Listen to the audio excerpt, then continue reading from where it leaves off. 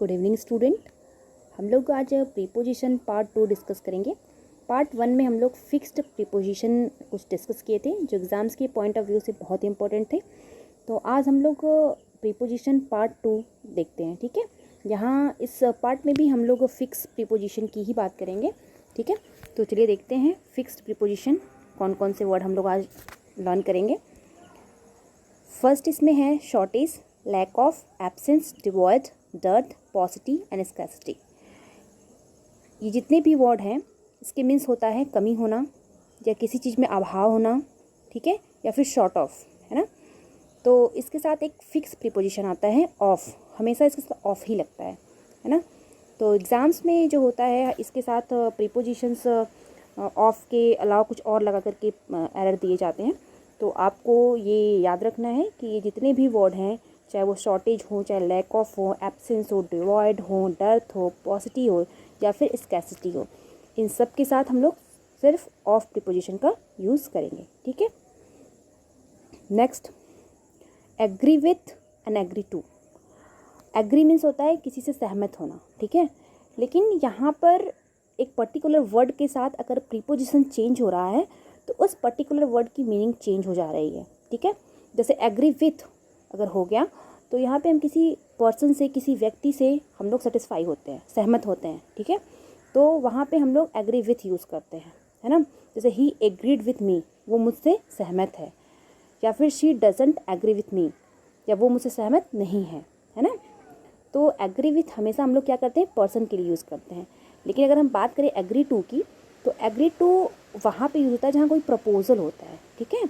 कोई प्रपोजल, कोई ऑफ़र है, उससे अगर हम लोग सहमत हैं तो वहाँ पे एग्री विथ ना यूज़ करके हम लोग एग्री टू यूज़ करते हैं।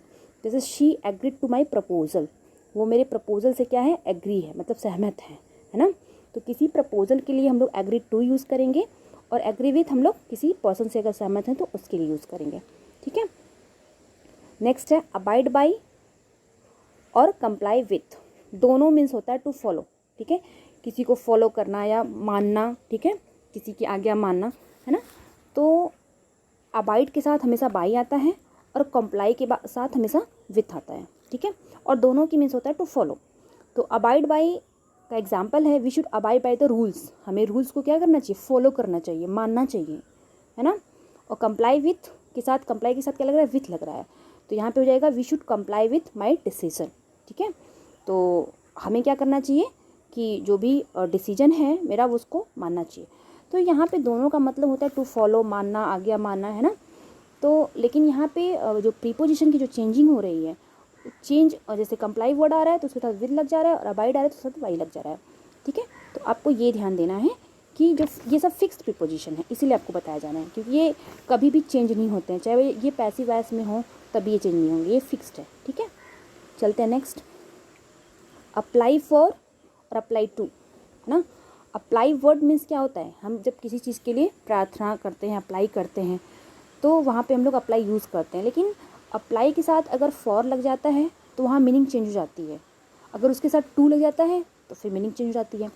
तो जब हम लोग अप्लाई फॉर लिखते हैं तो वहाँ पे होता है to give application for particular post, हम किसी पर्टिकुलर पोस्ट के लिए अप्लाई करते हैं, तो वहाँ पे हम लोग फॉर का यूज़ करते हैं। सो एग्जाम्पल है Ramesh applied for the post of a clerk, ठीक है। रमेश ने एक पोस्ट है क्लर्क का, उसके लिए अप्लाई किया, तो अप्लाई किया तो वहाँ पे फॉर लग गया किसी पर्टिकुलर पोस्ट के लिए। लेकिन अगर हम किसी पर्सन को अगर अप्लाई कर रहे हैं, जैसे समीर अप्लाई टू मैनेजर, ठीक है, मैंने कोई प्रार्थना पत्र है या कोई लेटर है, मैंने किसी मैनेजर को दिया, तो जब हम उसे डायरेक्टली देंगे तो वहाँ पे हम लोग अप्लाई टू यूज़ करेंगे, ठीक है। नेक्स्ट, ब्लाइंड इन। अभी आप लोग को पता होगा कि ब्लाइंड मीन्स क्या होता है, अंधा होना होता है। लेकिन ब्लाइंड के साथ जब हम लोग प्रीपोजिशन चेंज करते हैं तो वहाँ पे उसकी मीनिंग चेंज हो जाती है।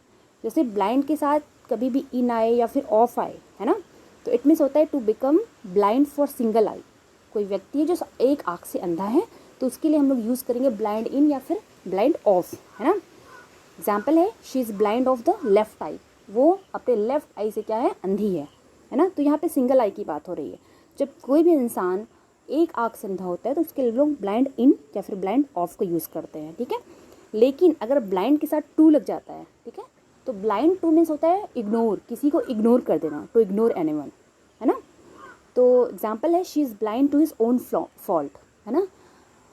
अगर कोई व्यक्ति या कोई लड़की या लड़का कोई भी पर्सन अगर गलती करता है तो अपनी वो फॉल्ट को क्या कर देता है, इग्नोर कर देता है। तो उसके लिए हम लोग यूज़ करते हैं ब्लाइंड टू, है ना, इग्नोर करना, अपनी गलती न मानना, that is called the blind to. And after that blind with. अगर ब्लाइंड विथ अगर कहीं आ जा रहा है तो इट मीन्स कि the person who blind from his और हर बोथ आइज, ठीक है, वो दोनों आँख से अंधा या अंधी है, तो वहाँ पे हम लोग ब्लाइंड विथ का यूज़ करते हैं। तो एग्जाम्पल है he was blind with both eyes, वो अपनी दोनों आँख से क्या है, अंधी है। नेक्स्ट है deal in and deal with. अगर डील इन हो गया तो हम लोग किसी व्यापार में सहमति कर रहे हैं, डील इन कर रहे हैं, ठीक है। और डील विथ हो गया तो किसी मैटर या किसी पर्सन के साथ हम लोग डील विथ कर रहे हैं, है ना। तो डील इन का एग्जाम्पल है my friend deals in milk. It means क्या कि मेरा फ्रेंड जो है वो मिल्क का व्यापारी है या मिल्क में व्यापार करता है ना। लेकिन अगर डील विथ आ गया तो I know how to deal with my friend, मुझे पता है कि मुझे अपने फ्रेंड को कैसे डील करना है ना। तो यहाँ पे जो प्रीपोजिशंस हैं उनके साथ अगर किसी भी पर्टिकुलर वर्ड के साथ, सेम वर्ड के साथ अगर अलग अलग प्रीपोजिशन हम लोग यूज़ कर रहे हैं तो उसकी पर्टिकुलर मीनिंग जो है वो चेंज हो जा रही है। ये इंपॉर्टेंस है फिक्स प्रीपोजिशन की, ठीक है। तो आपको ये ध्यान रखना है। आगे चलते हैं। Known to and known for. Known to हमेशा पैसिव वॉइस में यूज होता है, ये फिक्स प्रीपोजिशन है, जैसे लॉ ऑफ एट हो गया, तो कभी भी पैसिव वॉइस में सब चीज़ें चेंज नहीं होती हैं, जैसे कि वैसे हम लोग रख देते हैं। तो नोन टू अक्सर हम लोग पैसिव वॉइस में ही देखते हैं, ठीक है। तो she is known to me, ठीक है, वो मुझे जानती है या उसके द्वारा मैं जाना गया, जो भी है। And after that known for. Known for किसी क्वालिटी जानना, कोई मतलब कोई व्यक्ति वो अपनी क्वालिटी के लिए जाना जाता है। जैसे doctor Kalam known for his contribution, doctor Kalam जो हैं वो अपने योगदान के लिए जाने जाते हैं ना। Next surprised, astonished, amazed, started, stern and shocked. It means आश्चर्य होना, ठीक है। इन सब की मीन्स होता है आश्चर्य होना। इनके साथ एक ही प्रीपोजिशन आता है, फिक्स प्रीपोजिशन जो एट है ना। आपको ये ध्यान रखना है, इनके साथ कोई भी एट के अलावा कोई भी प्रीपोजिशन लगा करके एरर दे दिया जाएगा और आपको मालूम ही नहीं रहेगा, ठीक है। तो आपको फाइंड आउट करना पड़ेगा। तो आप हमेशा याद रखिएगा कि इन सब के साथ, चाहे वो सरप्राइज्ड हो, एस्टोनिश्ड हो, अमेज्ड हो, स्टार्टेड हो, स्टर्न्ड हो, शॉक्ड हो, सबके साथ हम लोग एक ही प्रीपोजिशन यूज़ करते हैं, वो है एट। उसके बाद है depend, rest, rely, lean, bank and Reliance, है ना। ये सारे वर्ड बहुत ही इंपॉर्टेंट हैं, ठीक है, एग्ज़ाम के पॉइंट ऑफ व्यू से, और ये एग्ज़ाम्स में आ भी चुके हैं, है ना। तो इन सब के मीन्स होता है निर्भर होना या किसी का सहारा लेना, है ना। तो इनके साथ एक ही प्रीपोजिशन आता है, वो होता है ऑन। ऑन के अलावा इनके साथ कोई भी प्रीपोजिशन यूज़ नहीं होगा। आप इसे अच्छे से लर्न कर लीजिएगा। And after that agree, annoyed and vexed, ठीक है। Agree, annoyed and vexed means होता है इरिटेट होना या किसी से नाराज़ हो जाना, ठीक है। किसी व्यक्ति से नाराज़ होना या इरिटेट होना, तो जब भी हम इन्हें यूज़ करेंगे इनके साथ हम लोग विथ प्रीपोजिशन यूज़ करेंगे, ठीक है। Next die of and die from. Exam में अभी आए हुए थे क्वेश्चन। डाई ऑफ जब हम लोग यूज़ करते हैं तो जब किसी बीमारी से कोई मरता है या कोई बीमारी से किसी को कुछ दिक्कत होती, मतलब मरता है, तो वहाँ पे हम लोग क्या करते हैं कि डाई ऑफ यूज़ करते हैं, है ना। जब कोई बीमारी किसी पे हावी होती है और उसकी अचानक डेथ हो जाती है तो we will use die of, है ना। डाई फ्रॉम सम कॉज, वो बीमारी नहीं होगी, कोई अदर कॉज हो सकता है उसका एक्सीडेंट हो गया हो या जो भी हो, या बहुत ज़्यादा उसने ओवरवर्क कर रखा हो इस वजह से, तो लेकिन वहाँ बीमारी उसका रीज़न नहीं हो सकती है। तो die of a disease, he died of malaria after a few days illness, ठीक है। वो मलेरिया से मर गया after a few days illness, कुछ दिन बीमार रहा और उसके बाद वो मलेरिया से उसकी डेथ हो गई है। Die from, he died from work, over work, ठीक है, वो ओवर वर्क किया और उसकी मृत्यु हो गई। तो ये बहुत ही इम्पोर्टेंट फिक्स्ड प्रीपोजिशंस थे, आप इन्हें अच्छे से रिवाइज़ कर लीजिएगा।